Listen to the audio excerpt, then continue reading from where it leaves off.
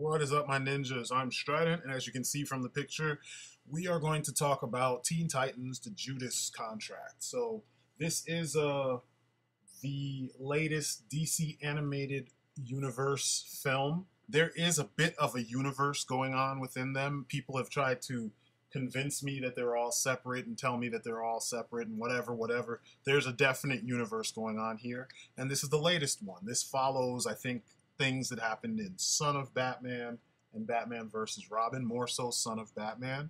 But this is a adaptation of a classic comic book story during I want to say the early days of the Teen Titans. It was, I want to say, the 80s, early 80s, maybe closer to the mid 80s, like 84, 85. I can't remember off the top of my head. I have some of these issues. Some of them are tucked away. I haven't read this in so long, but I do remember the big scheme, the grand scheme of things, because, like I said, I like the Titans, and it had some shocking things happen. But anyway, this is an adaptation of a story in which a new teammate named Tara Markov, she is actually the sister of Geoforce. She shows up, joins the Titans, kind of befriends them, and then betrays them. Meanwhile, this was orchestrated by Slade, or Deathstroke, the Terminator, as he was called back in those days, as a revenge plot, because due to things that happened, I don't want to go into all the details, but things that happened that were kind of his fault, Slade's son died fighting the Titans. So he blamed them, even though it was pretty much his fault. And he went out of his way to go after them. And he did it in such a jacked up way that, by infiltrating the team and whatnot and breaking them down, because they tried to become friends with this person who kind of needed it. But in the process, she goes fucking nuts. She learns the true deception because, other things were at play, and in the end, she sacrifices herself as the team handles or tries to handle Deathstroke. Now, there's some things that are different in the comic than in the animation, and this is one of the things I hate. Deathstroke's one of my favorite characters, and they downplay the fuck out of this character in the animated universe. Like in Teen Titans, he was the original Teen Titans cartoon. He was on point. But in the comic books, he's even better than that because, like I've said before, Deathstroke is essentially an evil Captain America. I mean, his old design said it all. He had the chainmail, he had the boots, the fireman boots or the swashbuckler boots and whatnot, the whole super soldier thing and whatever. It's all there. And they downplay him so hardcore. I mean, in this one, he's a lot better than what he was in the past. Because in this one, whoa. But anyway, let me get to the nitty gritty. So the movie adaptation plot is the Titans have just taken in a new Titan, and her name is Tara. Tara has emotional issues and doesn't want to connect with any members of the team, even though she's part of the team, which is kind of weird. But hey, whatever. I guess this is that teen angst thing that so many teens fall into. My stepson included. So she's just kind of an asshole, you know what I mean? And she seems more of an asshole, dare I say it, than Damien in this. And, everyone's trying to reach out to her. Everybody's trying to get her to, kind of lighten up. And it takes a while. Eventually it does happen. Anyway, they're tracking Hive. And they're trying to infiltrate and get information on Hive and figure out what they're doing next. In this incarnation, Nightwing and Starfire are leading the team, and they're training the members. So it's kind of a weird timeline, you know what I mean? Because when this happened in the comics, Nightwing, I don't want to say Nightwing was there yet, or maybe, yeah, he was just turning into Nightwing in the comics. And the team had Cyborg and Kid Flash and Changeling and Donna Troy, so it was a little bit different, But either way, they're training this new team, and essentially Deathstroke is out to get them for their interference in the previous movie, which was Son of Batman, I think. And yeah, it was Son of Batman, because Batman versus Robin was the one with the owls, Court of Owls. Anyway, because Nightwing and Robin stopped him, which is kind of strange when you really think about it plot wise. It doesn't match, because plot wise he should be after Robin, not the whole Teen Titans, because all of them weren't even there. But anyway, he's after the whole team because they stopped him from taking over the because Robin and the Nightwing stopped him from taking over the League of Shadows or League of Assassins, which is not really Deathstroke's style. You know what I mean? So that's probably the first nitpick, but I'm gonna save that, more detail on that for my nitpick section. So essentially, there's Hive is led by Brother Blood. Brother Blood is doing his thing behind the scenes, snatching up people and sucking out their energy and giving it to him and testing other people to see if he can give them powers. And when they perfect this, whatever, they're going to use it on him to make him all powerful. As he said, it will help him ascend to his godhood. The Titans don't know what's going on. Brother Blood has also hired Deathstroke to kill the Titans. So there's even more of a tie for Deathstroke to take out the Titans. It's just the way he's choosing to do it is just methodical and jacked up. And, it's twisted, Apparently, he saved Tara way ahead of time, and she's been with him ever since. And there's this kind of creepy, kind of pederast kind of relationship between those two. You get the idea that at some point, these two were boning, and it's just not good. You know what I mean? Like, it brings a level of ugh to Deathstroke that I had forgot, to be honest. I forgot all about this part. So when she came in looking like a clown with all the makeup, I was like, ugh, ugh, ugh, ugh. Like, that's just not ugh. But, this is the kind of person he is. And he probably did it to help solidify. This is not an excuse, but this is the inner workings of this character. He's all about the contract. So in order to use her as a tool, he did what he had to do to get her to be in his pocket to use as a tool.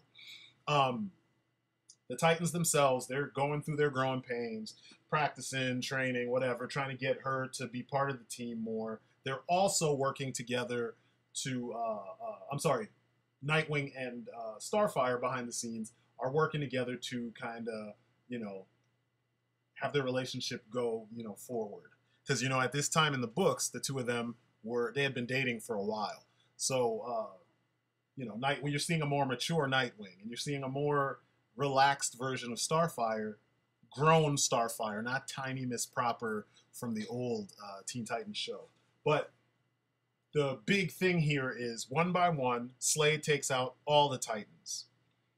This is amidst all of the various, relationship stuff that happens and the various interactions between each of the Titans and Tara. Damian, as usual, of course, suspects that something is up with Tara. And he keeps, doing his, asshole detective routine. And he figures out that she's working with Slade.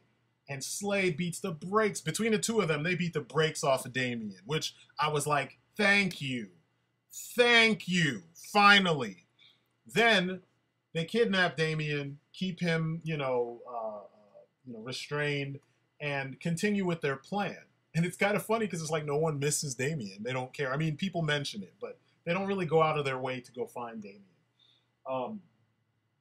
A lot of different things happen.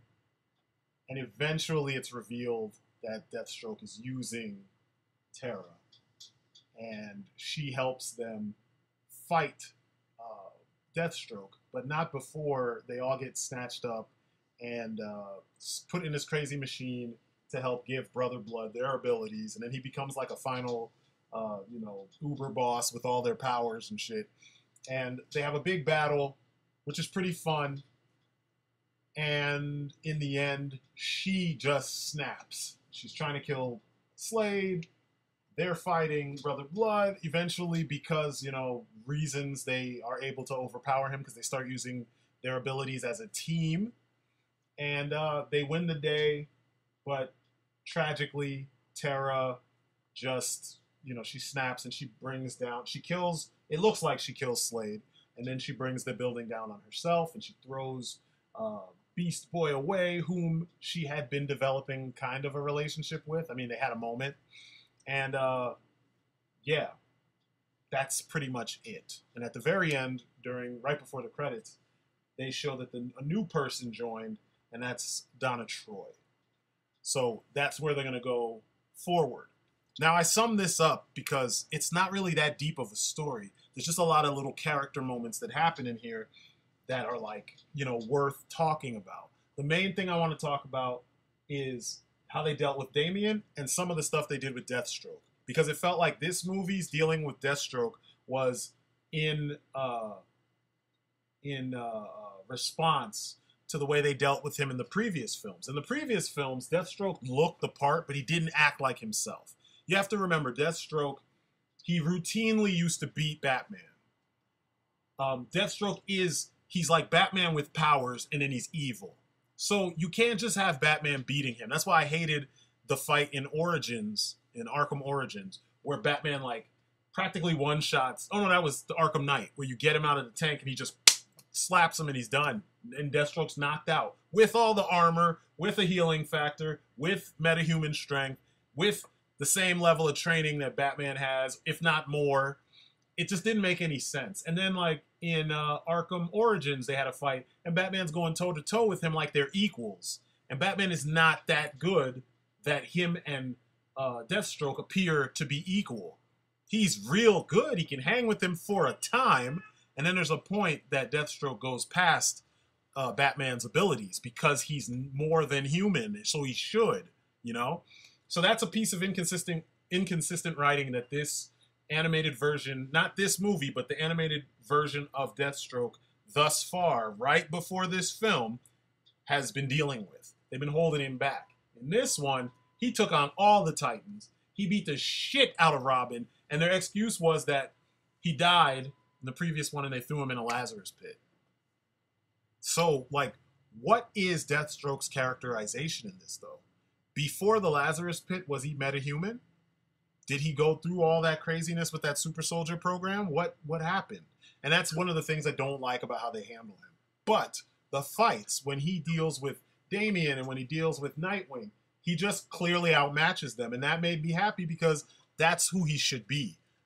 Deathstroke is a scary motherfucker, and that's the way he was in the comics. I remember him being one of the first villains that I was afraid of reading the book as a little kid. I'm reading the book, and I'm learning these things about what assassins do and contracts and how merciless this guy was and how he'll do anything for the money. And then you see how once he gets a target, it's done. You know what I mean? Unless Batman or Superman or someone can get in the way. And even there's several issues where they get in the way and he still outsmarts them.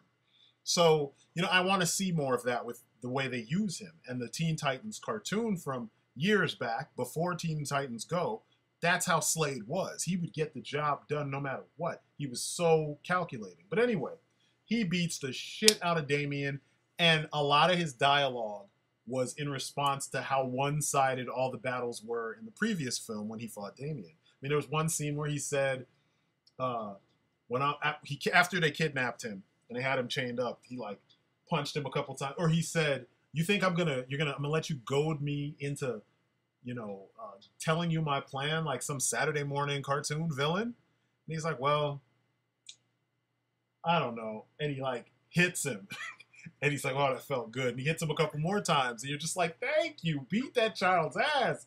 Oh my God, I'm so sick of Damian.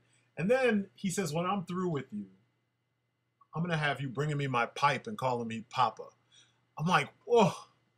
I mean, once you see him with Tara in that scene, the infamous scene, you're going to be like, ugh.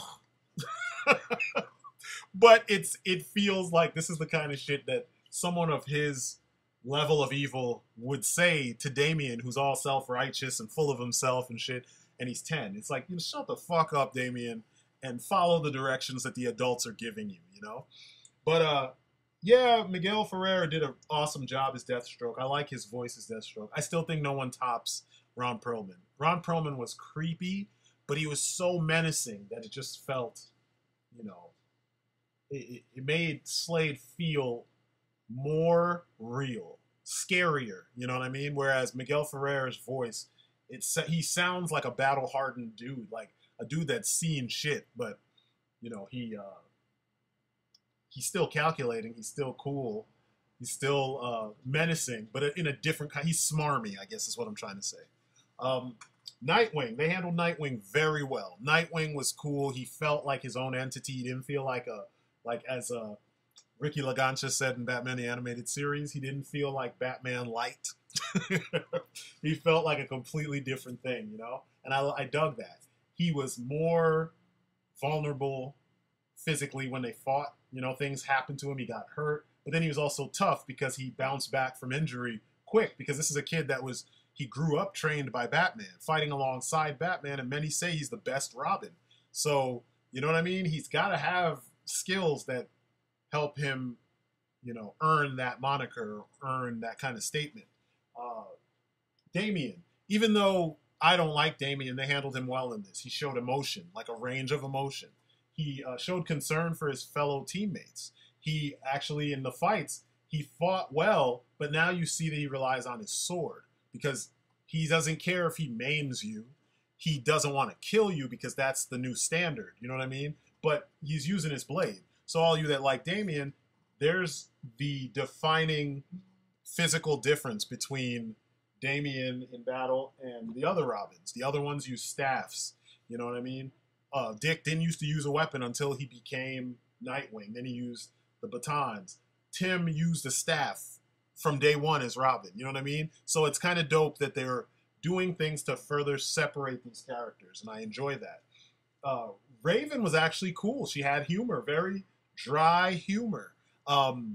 And just the way she acted was more well-rounded. She didn't feel like a afterthought in some ways, because unless the plot revolves around Trigon, a lot of times, like in the last, whatever that Teen Titans, I think it was Teen Titans versus Justice League, she felt like just a plot device. She didn't feel like she was well, you know, fully thought out. So that bothered me. But in this, she felt more like a fully realized character, and that was awesome. Beast Boy. Beast Boy felt fine to me. I mean, it felt like Beast Boy. You don't need a bunch of character development with him because he's just a dork.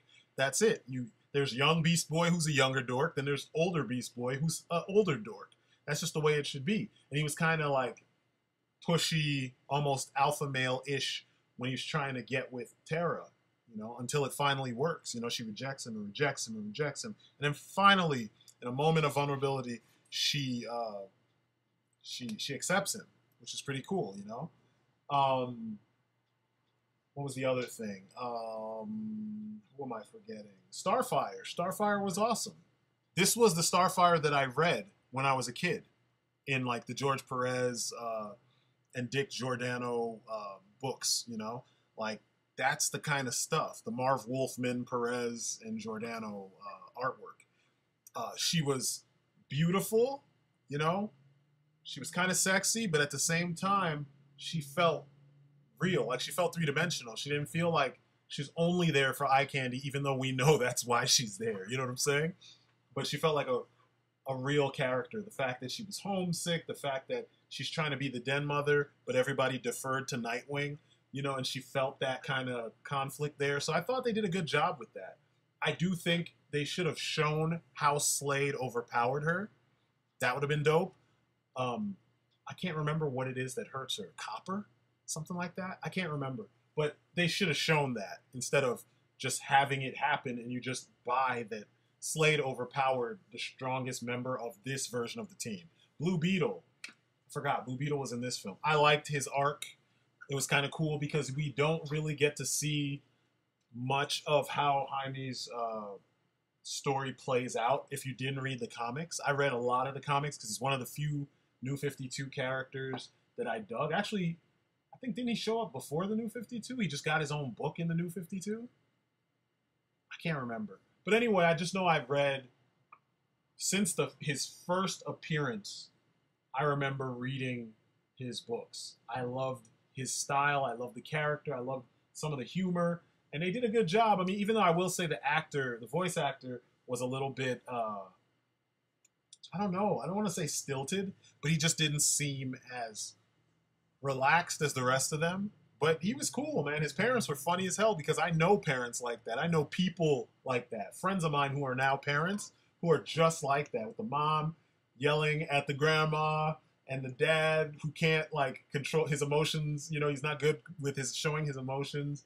You know, he goes from 0 to 100 all the time, even though he means well and he's not abusive. You know, I like that. That was cool because it's real. You know, the fights in the movie, because I think that's everybody.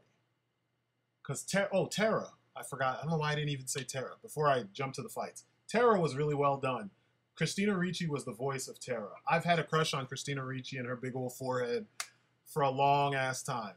But I didn't realize it was her until I read the back of the box. I was like, oh shit, that's Christina Ricci.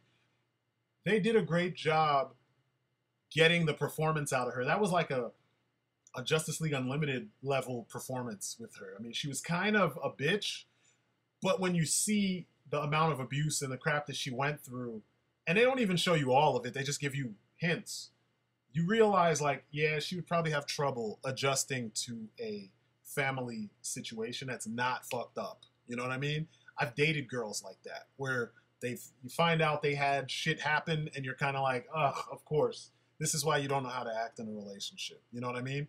So, you know, needless to say, it didn't work, because those folks need to first fix themselves before they can, you know, join a group or a family or accept someone else. So you see it here. She couldn't be with Beast Boy because she had issues and volumes. You know what I mean? Like, she had a lot of shit to work through. And this is toned down compared to the comic.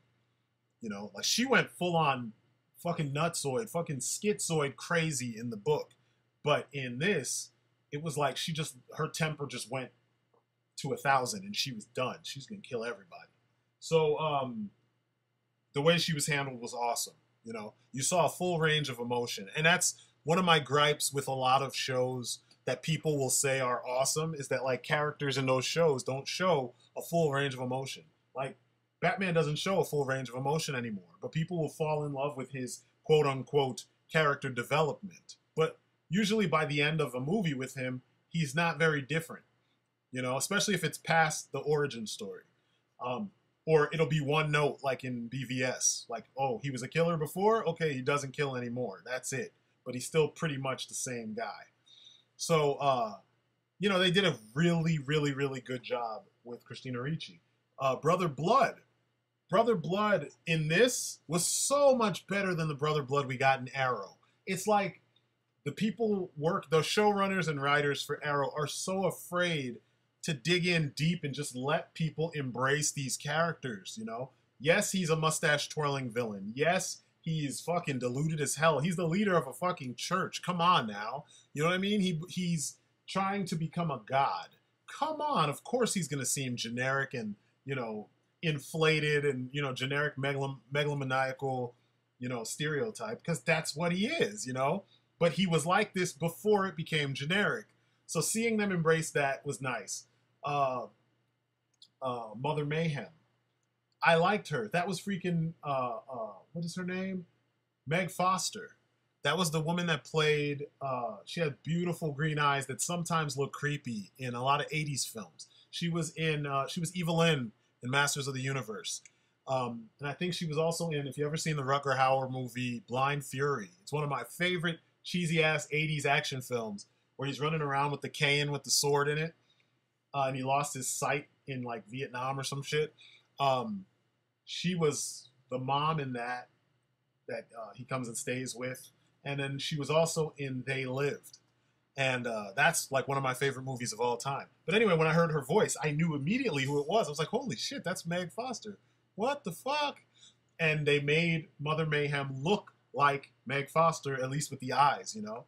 So it felt, you know, believable. I dug it. She didn't have a whole lot to do, but the fact that she was so devoted and in a creepy, kind of jacked up kind of way, that was cool. And I like that she had a shtick, you know, your services, you have fulfilled your purpose. Pop, pop, pop. And she was just murking folks when they were done doing what they needed to do. I like that. You know, I know that's kind of Mother Mayhem's thing, but they made it very specific. You know, this is her and this is what she does. So hopefully future use of this character will contain that element. You know, she wasn't deep. Don't get me wrong. She just was misguided as fuck. Like I said, Deathstroke was on point. My God, was he on point. There's really nothing else, you know. Kevin Smith makes a cameo. I just overall was impressed. It's a simple story, but it was handled masterfully. There weren't a whole lot of plot holes. I mean, there were a lot of things where you're just like, because supervillain, you know what I mean? But the fact that they embraced that kind of craziness and they didn't try to be too overly complex. Like some of the other ones would try to thread, you know, too many plots, too many different things to make it seem on the surface like it's a complex narrative. And this one was like, no, it's simple. Hive is doing shit. They hired Deathstroke. Deathstroke already wants revenge on one of the Titans, so he's just going to take them out with extreme prejudice, and he's going to use this little girl to do it. And there's your plot. That's it. So all your complexity comes with the interactions between all these players. You know, you could even, and they do this. Brother Blood is not really present for the majority of the film, except for a handful of times. I think there's like 3 or 4 moments where they go back and they're like, what's Brother Blood doing?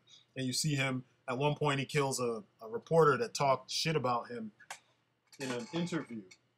And what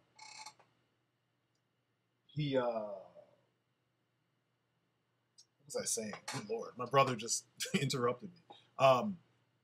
He was in an interview with a reporter, and the reporter is talking shit, kind of like questioning his motives and stuff on live TV. And, you know, Brother Blood kind of respectfully, you know, tells him off and then leaves. And then later on, you see the dude strung up Jesus style with blood dripping into the pool in which Brother Blood is taking a bath in. And you're like, holy shit, that's the guy that was talking crap about him. So you get the idea that this motherfucker doesn't play around, and he has no problem murking you. Like, no problem at all. And that's what you need with these kinds of villains. So this movie plays off more like a traditional superhero story with bad is bad, good is good, and then they throw in a little bit of a middle ground with, you know, confused is confused. You know, abused might be confused with Terra. And it works, because that's the story. At first I thought I wasn't going to like it because of the lack of, you know, Cyborg and the lack of, you know, some of the other Titans, which you get in the very beginning. You get like this little prologue of when they were younger, and it's the traditional team with Bumblebee subbing in for Donna Troy, and Speedy instead of Cyborg, and Kid Flash is there, and Robin is Dick Grayson. So they're showing you that though all those years ago, I think it was 5 years prior to the actual story, that's when the Titans met Starfire, who was already developed. She's already a full-grown woman, or at least she looked full-grown, you know, as everybody points out. So, you know, they did a really good job. I was impressed, because I haven't really liked, since Flashpoint, I have not really liked the animated DC Universe films. I mean, I liked elements of Throne of Atlantis. I liked elements of... there were elements of Batman versus Robin that I thought were okay, but I didn't like the movie overall. Batman doing his Tony Jaa impression, I was like, get the fuck out of here with that shit. That's not Batman. You know, at this point, it's very specific the way Batman does everything, because we've had so much Batman. He's the character that I'm the most tired of seeing, because nothing is a mystery with this character. Nothing. So they don't need to show us any more Batman. They need to spend more time on the other characters. So yeah, I didn't like that film. I didn't like how they handled the, you know, Court of Owls or any of that shit. So I was thinking going into this that it was going to suck. So I was pleasantly surprised. So I hope you guys dug it. I mean, if not, let me know why you didn't dig it in the comments. I'm not saying this is some, like, you know, earth-shattering story that everybody needs to go out and see. But if you like, you know, DC Comics and you want to kill some time, it's worth a watch. You know, there's some fun fights, some awesome dialogue. The dialogue was probably the best thing, because a lot of it felt like someone was actually trying to write. You know, people spoke like people, with the exception of Jaime. At times, he didn't sound very natural, you know. But they did a good job. They did a good job. So kudos to WB Animation, showing the world that you probably should be making big budget animated films and not live action superhero films, because your live action films, your live action superhero films pale in comparison to your animation. I mean, and it's not that you can't do these things in live action, it's just that you don't. For some reason, they choose not to. So whenever we go back to their animation, so much works on the screen, you know, in animation, that they're afraid to do in live action. And I wish they would get over it, because the minute they do and they make that transition, they're going to just take the fucking cake. You know what I mean? So anyway, it's been my look at Teen Titans, the Judas contract. That's my story, and I'm sticking to it. If you want to talk more about it, hit me up in the comments. And that's it for me. You guys have been great. Peace outside. Thank you for watching my video. If you enjoyed what you saw, please give it a like, a share, let your friends know.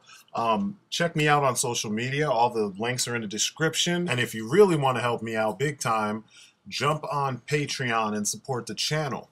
Every little bit helps, the smallest amount to the largest amount. And last but not least, check out my comic, War of the Gods. Issue 2 is on sale now on Indie Planet, and the links are in the description. It's some superhero fun, and as a smaller independent book, it needs all the views, all the eyes on it as possible. So check it out, show it to your friends. Every view helps greatly. And yeah, that's it for me. Thanks again.